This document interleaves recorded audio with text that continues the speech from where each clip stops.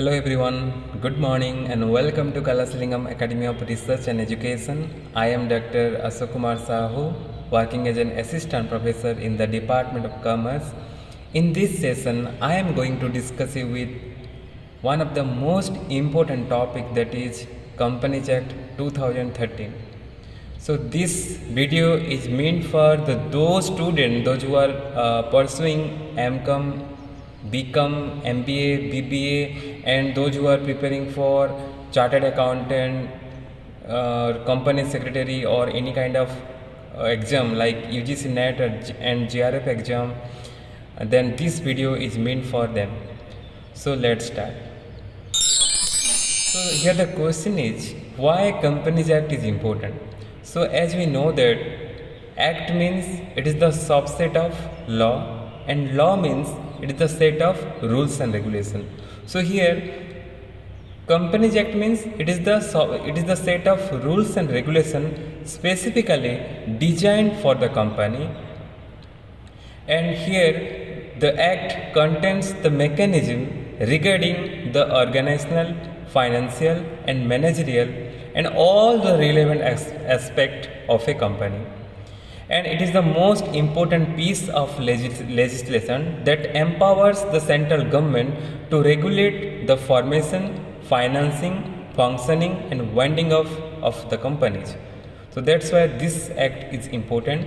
So if we talk about this act, then this act contains 470 sections, 29 chapters and 7 schedules, and this act is applicable to each and every state of the country.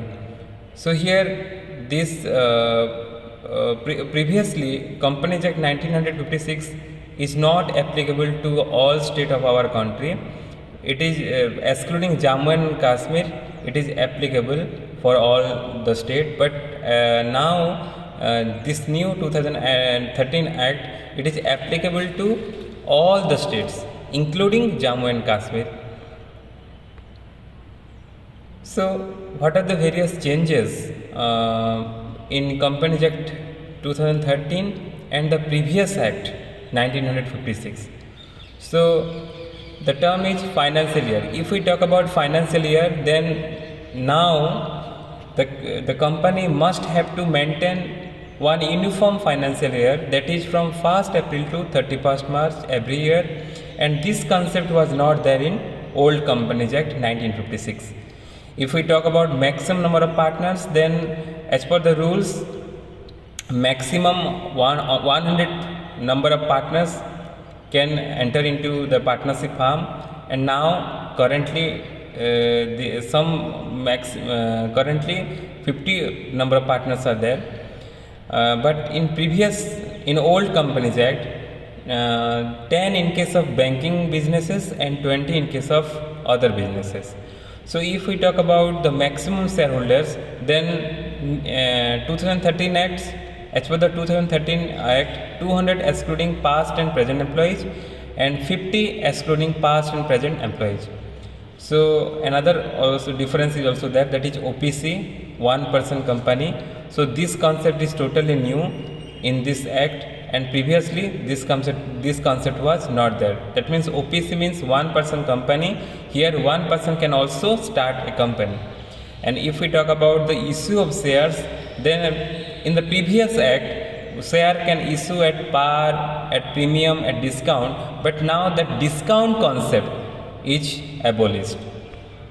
So let's discuss some MCQ part, which is also very important.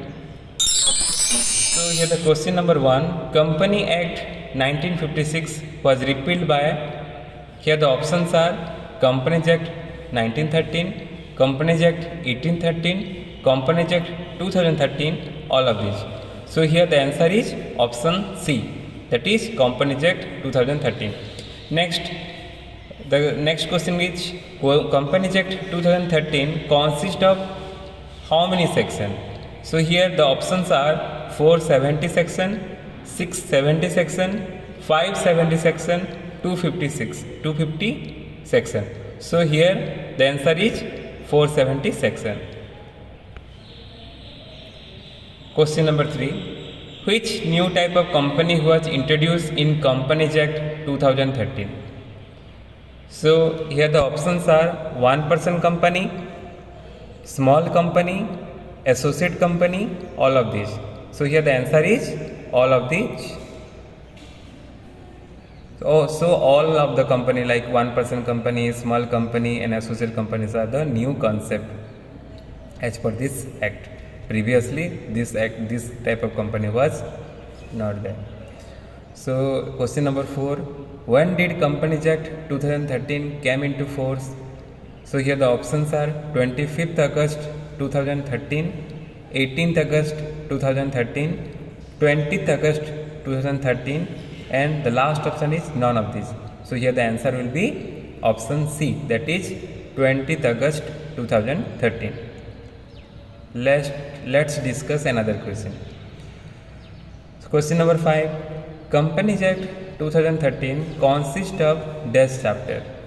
So here 27 chapter, 37 chapter, 29 chapters, none of these. So here the answer will be 29 chapters, that is option number C. So the last question, Companies Act 2013 consists of dash schedule, means how many number of schedules are there in Companies Act. So here the options are 7, 8, 9, 10. So here the answer will be option A, that is 7 schedule. Thank you so much.